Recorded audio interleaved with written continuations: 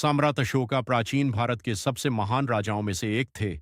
वे मौर्य वंश के राजा थे और उनके दादा का नाम चंद्रगुप्ता मौर्य था। अशोक का जन्म लगभग 304 ईसा पूर्व में हुआ था। अशोक बचपन से ही बहुत बहादुर और बुद्धिमान थे। वे युद्ध कला और राजनीति में निपुण थे। उनके पिता का नाम बिंदुसार था। पिता के बाद अशोक मौर्य साम्राज्य के राजा बने। कलिंग युद्ध राजा बनने के बाद अशोक ने अपने राज्य को और बड़ा करने के लिए कई युद्ध लड़े।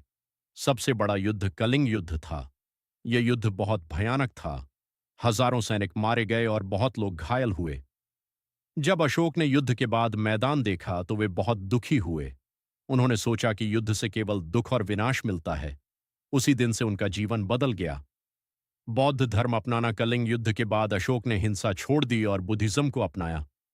उन्होंने लोगों को प्रेम, शांति और दया का संदेश दिया। उन्होंने जगह जगह स्तंभ और शिलालेख बनवाए ताकि लोग अच्छे काम करें।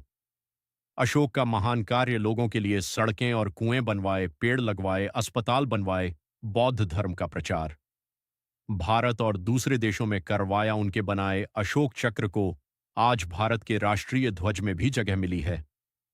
सिख सम्राट अशोक की कहानी हमें सिखाती है कि शक्ति से बड़ा शांति और दया का मार्ग होता है। एक महान इंसान वही है जो दूसरों की भलाई के बारे में सोचता है